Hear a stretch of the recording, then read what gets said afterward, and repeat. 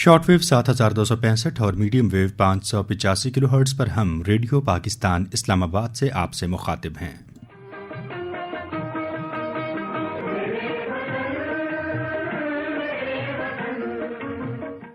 Programme آپ سماعت کر رہے ہیں کشمیر منظرنامہ۔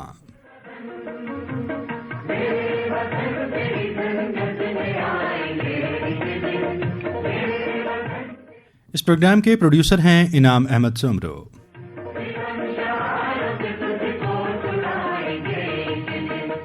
اور میں آپ کا میزبان مناظر حسین۔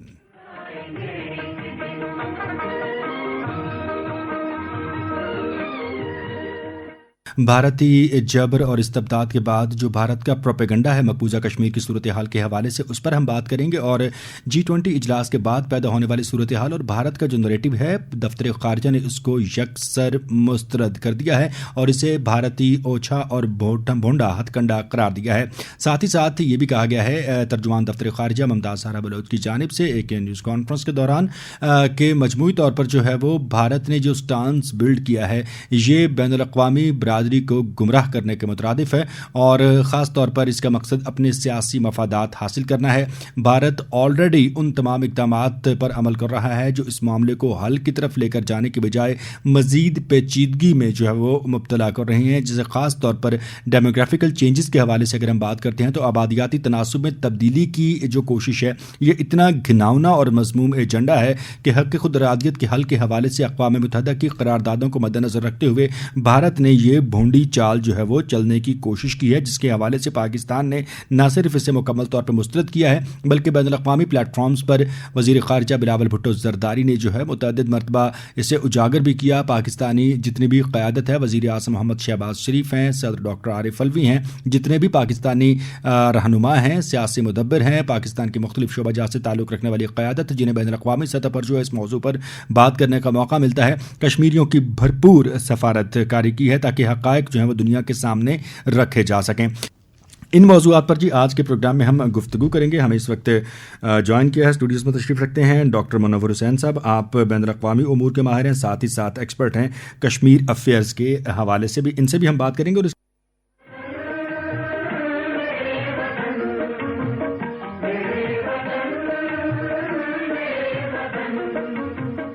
جس ہم ان پروگرام میں آپ سماعت کر رہے ہیں کشمیر منظرنامہ۔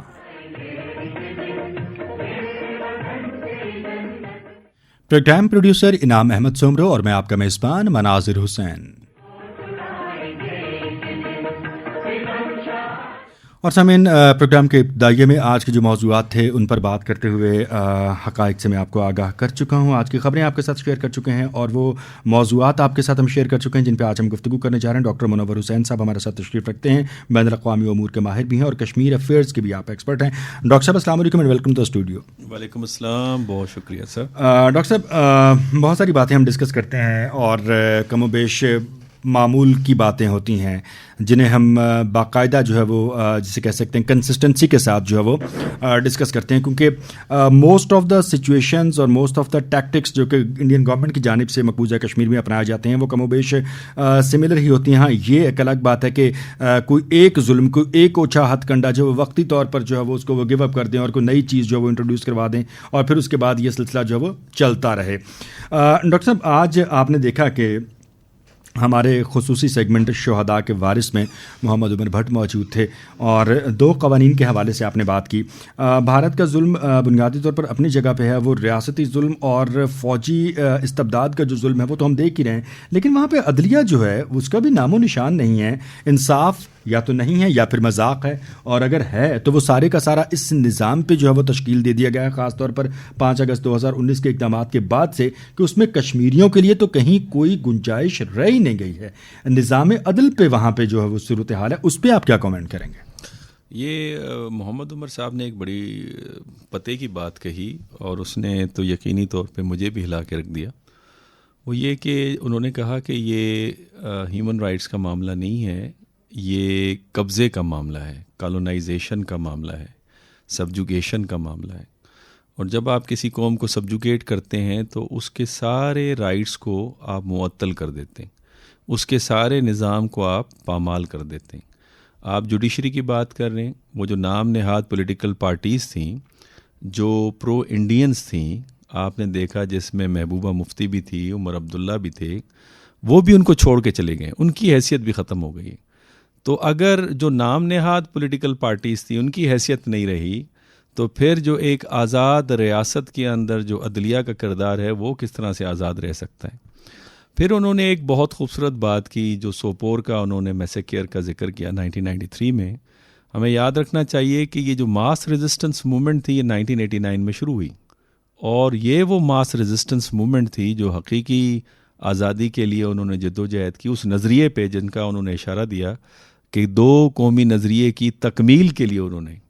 یہ جنگ پاکستان کی جنگ ہے، یہ جنگ لا الہ الا اللہ کی جنگ ہے. تو اس بنیاد پہ جب ہم یہ کہتے ہیں نا کشمیر کا مسئلے کی ڈفرینٹ ڈائمنشنز ہیں، جی، یہ پولیٹیکو اسٹریٹجک کانفلکٹ بھی ہے، یہ آئیڈیالوجیکل کانفلکٹ بھی ہے، یہ اکنامک کانفلکٹ بھی ہے، یہ سیکیورٹی کانفلکٹ بھی ہے. تو اس سارے پرسپیکٹو سے دیکھیں تو آج انہوں نے وہ جو آئیڈیالوجیکل کانفلکٹ کی جو تشریح تھی وہ محمد عمر نے بڑی خوبصورتی کے ساتھ اس کو انہوں نے بیان کیا. اب سوال یہ پیدا ہوتا ہے کہ اس ڈیولپ نیشنز کے دور کے اندر جہاں پہ ہم ماڈرنائزیشن کی بات نہیں کر رہے، ہم پوسٹ ماڈرنائزیشن کی بات کر رہے ہیں، جہاں پہ ہم گلوبلائزیشن کی بات کر رہے ہیں، جہاں پہ ہم کہہ رہے ہیں کہ انسان ترقی کی جو منازل ہیں وہ طے کرتے ہوئے وہ معراج کی حد تک چلا گیا ہے، وہاں پہ آپ ایک قوم کو سبجوگیٹ کریں اور اس کے سارے رائٹس کو آپ پامال کریں. اور اس دور میں جہاں پہ ہیومن رائٹس کے ٹھیکیدار، جہاں پہ آزادی کے ٹھیکیدار، جہاں پہ انلائٹنمنٹ کے ٹھیکیدار، جہاں پہ انہوں نے اپنے نظریات کے تحت لیگ آف نیشن بنائی، پھر یونائٹڈ نیشنز بنائی اس لبرل ورلڈ آرڈر کو لے کے آگے چلنے کے لیے، اور جس کا فلسفہ یہ تھا کہ کلیکٹیو ول کو اگر امپلیمنٹ کیا جائے تو جنگ و جدل اور کانفلکٹ اور سبجوکیشن اور کلنگ اور غلامی کے جیسے جو فسادات ہیں ان سے بچا جا سکتا ہے. آج وہ کدھر ہے یونائٹڈ نیشنز؟ حالانکہ یونائٹڈ نیشنز کے ریپیٹیئر جو تھے مائنورٹی کے، انہوں نے یہ بیان دیا ایس سی او کے اجلاس کے اوپر کہ کیا بھارت کو پتہ نہیں ہے مقبوضہ علاقہ ہے، کیا پتہ نہیں ہے تنازع والا علاقہ ہے، بھارت یہ کس طرح سے اس طرح کی میٹنگ کو ارینج کر سکتا ہے. اور پھر جو ہیومن رائٹس کے ہائی کمشنر تھے انہوں نے بھی بیان دیا اسی قسم کا. لیکن مجھے سب سے زیادہ بیان اچھا لگا نام چومسکی کا، دنیا کا ریناؤنڈ سائنٹسٹ، آج کی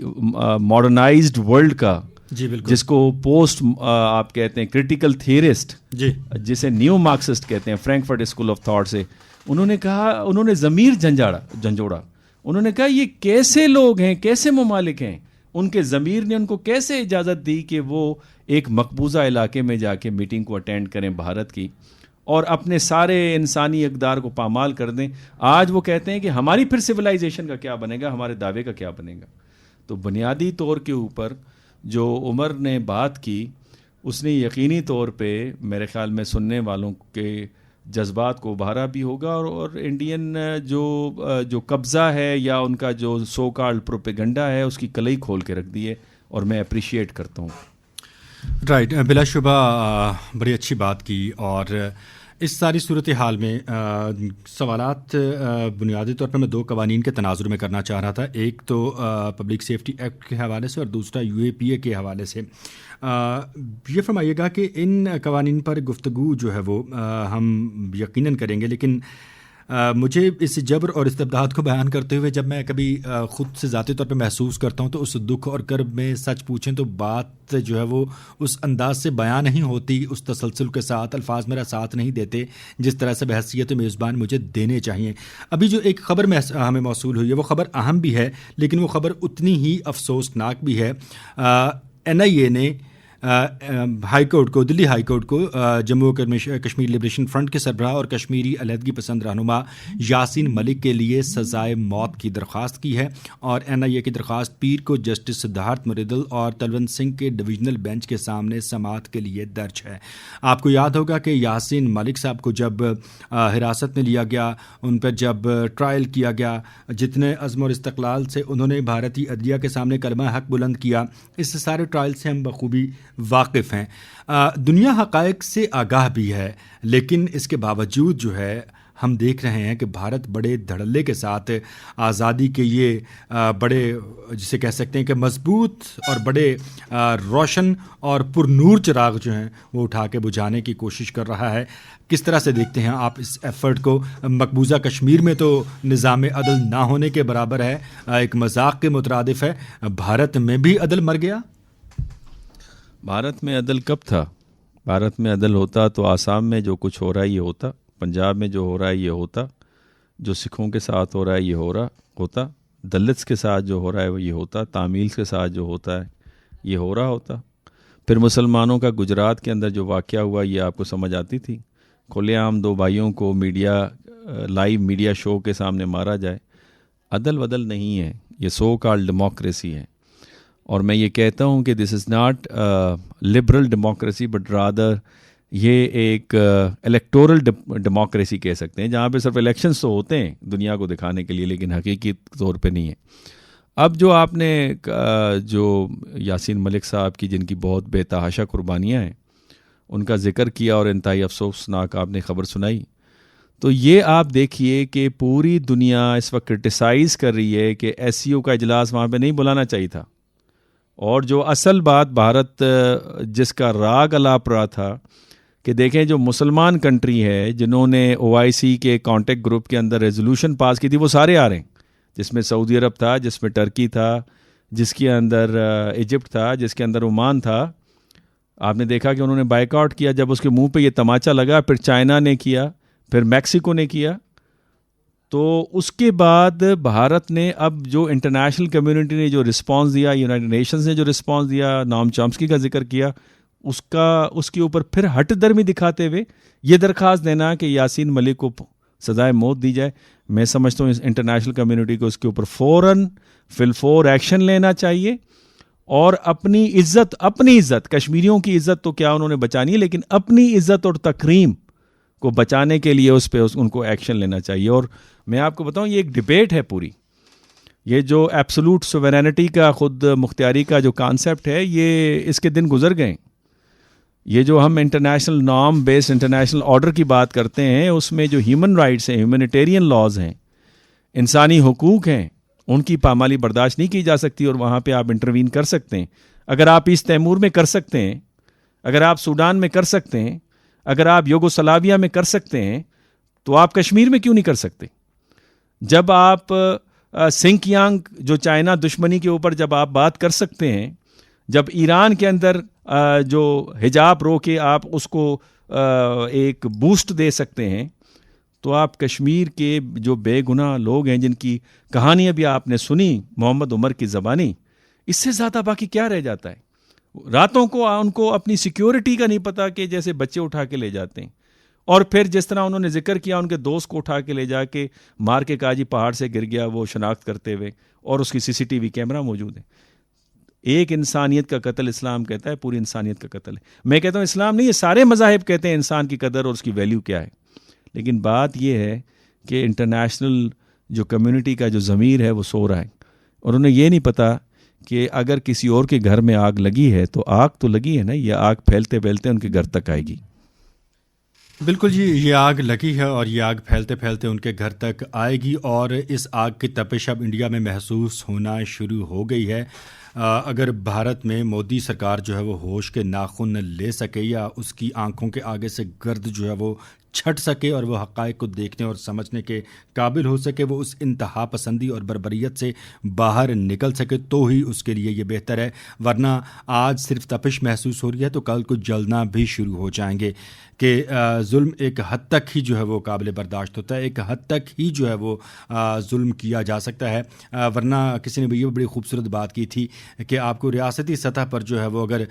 کسی دوسری ریاست کی جانب سے تصادم کی صورت میں اگر اس کا کوئی نتیجہ موصول ہونا ہو, فطرت خود جو ہے وہ پھر آپ سے انتقام لینا شروع کر دیتی ہے. تو اس وقت سے جو ہے وہ خوف کھانا چاہیے. ڈاکٹر صاحب, یاسین ملک صاحب کی جو قربانیاں ہیں, یاسین ملک صاحب کی طرح دیگر بہت سارے حریت رہنما ہیں, شہید افضل گورو ہیں, اس کے علاوہ بہت سارے ایسے حریت رہنما ہیں, برہان مظفر وانی کی بات ہم کر سکتے ہیں, اور بہت سے ایسے گمنام شہید ہیں جنہوں نے بڑی تکلیفیں اور صعوبتیں برداشت کیں، لیکن بڑی جرأت و بہادری کے ساتھ جو ہے وہ اپنی جانوں کے نذرانے پیش کیے اور اس تحریک کو زندہ رکھا۔ اس طرح کے لاس کا پروملگیٹ ہونا اور اس طرح کے انسیڈنٹس کا رپورٹ ہونا اور پھر جسے کہہ سکتے ہیں کہ عدالتی ٹرائلز اتنے انفیئر ہونا، اس پر جو انسانی حقوق کی عالمی تنظیمیں ہیں وہ کہاں سو گئیں اور عالمی ضمیر کہاں گیا، اقوام متحدہ کہاں چلا گیا، یہ سب کا سب کیا ہوا؟ دیکھیں، بڑا آسانی سے جو اکثر آپ جواب سنتے ہیں کہ جناب وہ مفادات کی خاطر، معاشی مفادات، سیاسی مفادات، سیکیورٹی کے مفادات، اس کی خاطر جو ہے ان کو گیو اپ کیا گیا۔ لیکن اس کے علاوہ ایک اور پہلو بھی ہے جس کے اوپر ہم زیادہ توجہ نہیں دیتے، اور وہ پہلو یہ ہے کہ جو بھارتی جو میڈیا اور پروپیگنڈا جو ہے اور ان کی جو پریزنس ہے سینٹرز آف انفارمیشن میں، وہ دنیا کو انہوں نے ان کی ذہن سازی کا اچھا خاصا ان کی ذہن سازی کی ہوئی ہے۔ آپ اس میں مثال لے لیجئے نا، یہ جو ڈس انفو لیب یورپ کی جو پکڑی گئی 2019 میں، 20 میں، 21 میں، 22 میں، اب تو 23 کی بھی رپورٹ آ گئی جی، ANI جو کہ ایک غلط پکچر پینٹ کر رہی ہوتی، اور وہ پھر وائس آف امریکہ اور رشیا ٹوڈے جیسے معتبر اخباروں کے اندر خبریں شائع کروا رہے ہوتے ہیں۔ تو آپ اسے اندازہ کیجئے نا کہ دنیا کو تو اصل حقائق کا پتہ ہی نہیں ہے۔ یہ جو محمد عمر بات کر رہے تھے، مجھے آپ بتائیے، آج میں سن کے بڑا حیران اور پریشان اور غم میں مبتلا ہو گیا ہوں۔ یعنی حقیقت یہ ہے کہ دنیا کے اندر ان کی اصل تصویر جو زیادتی ہو رہی ہے، جو حقوق کی پامالی ہو رہی ہے، جو عصمتوں اور عزتوں کی پامالی ہو رہی ہے، جو بنیادی حقوق جس میں زندگی اور آزادی اور مال و متاع کی حفاظت شامل ہے، اس کی پامالی ہو رہی ہے، اس کا تو دنیا کو ادراک ہی نہیں ہے۔ بھارتی تو یہ دکھاتے ہیں، دیکھیں جی یہ تو پاکستان کا پروپیگنڈا ہے۔ یہ جو انہوں نے سری نگر کے اندر یہ شنگھائی کوآپریشن کا ٹورزم پہ کانٹیکٹ گروپ کی جو میٹنگ تھی 2 دن، یہ تو دنیا کو یہ بتانے کے لیے کہ دیکھیں جی یہاں پہ سکون ہے۔ اب آپ نے سکون سن لیا کہ وہ جو شیر انٹرنیشنل جو ہال سری نگر کے اندر تھا، جنہوں نے کنونشنل سینٹر کے اندر جو انہوں نے یہ اس کی تقریب کا آغاز کیا، وہ سارے کمانڈوز نے اس کو گھیرا رکھا ہوا تھا، جس میں انہوں نے بتایا کہ وہ فرینچ جرنلسٹ نے پوچھا کہ یہ اتنی سیکیورٹی کیوں ہے اگر یہاں پہ اتنا ہی امن ہے؟ یا آپ خوبصورتی دکھانے لائیں یا ہمیں ڈرانے کے لیے لائیں؟ تو بنیادی طور کے اوپر دنیا کو اس بات کی آگاہی دینا ضروری ہے، اور اسی لیے میں کہتا ہوں کہ سچائی پر مبنی افیکٹو بیانیہ بنانا ہوگا۔ آپ کی اکیڈیمیا، آپ کی میڈیا، آپ کے ڈپلومیٹس، آپ کے عام شہری، جو آپ کا ڈیاسپورا، ہر کسی نے اپنا کام کرنا ہوگا تاکہ آواز دنیا کے انسانوں تک، ان کے ضمیروں تک پہنچے اور ان کے ضمیروں کو جھنجھوڑ سکے۔ تو اس کے لیے ہمیں ایک افیکٹو اسٹریٹجی کی مؤثر ایک حکمت عملی کی ضرورت ہے، اور وہ اسی صورت میں ہو سکتی ہے جب ہم سارے سر جوڑ کے بیٹھیں۔ اس صورت میں نہیں ہو سکتی کہ ہم اپنے گھر کے اندر جو ہے وہ اپنے اختلافات رکھ کے کسی کا چہرہ اس طرف ہو اور کسی کا چہرہ اس طرف ہو۔ میرا خیال ہے کہ یہاں پہ اکیڈیمیا بھی رسپانسبل ہے، یہاں پہ میڈیا بھی رسپانسبل ہے، یہاں پہ ہمارے سیاستدان بھی ذمہ دار ہیں، یہاں پہ ہماری بیوروکریسی بھی ذمہ دار ہے، یہاں پہ ہمارے سفارتکار بھی ذمہ دار ہیں۔ ہم سب کی ذمہ داری ہے، ایک فرد کی ذمہ داری ہے۔ اور اس کی مثال یہ ہے نا کہ جب وہ ہمارا حصہ ہے، کہ ہماری شہرہ کے جناح صاحب نے فرمایا، اور جب علی گیلانی کہہ گئے کہ ہم ہیں پاکستانی اور پاکستان ہمارا ہے، اور انہوں نے فرمایا محمد عمر نے کہ ہم پاکستان کی جنگ لڑ رہے ہیں، 2 قومی نظریے کی جنگ لڑ رہے ہیں، لا الہ الا اللہ کی جنگ لڑ رہے ہیں، تو پھر وہ ہمارا حصہ ہے، تو اس میں تکلیف تو ہمارے جسم میں تکلیف ہے نا، تو پھر ہر ایک فرد کو اس پہ ایکشن لینا ہوگا۔ اور یہی شہداء کی قربانیاں ہیں، مقبوضہ کشمیر کے بسنے بہن بھائیوں کا یہی جذبہ استقامت ہے، ان کی یہی پریشانیاں ہیں، اور یہی جو ان کو ہراساں کیا جانا ہے، یا ان کے جو دکھ درد اور ان کی جو کربناک حکایتیں جب سنتے ہیں تو یقین کریں کہ دلی طور پہ دکھ ہوتا ہے،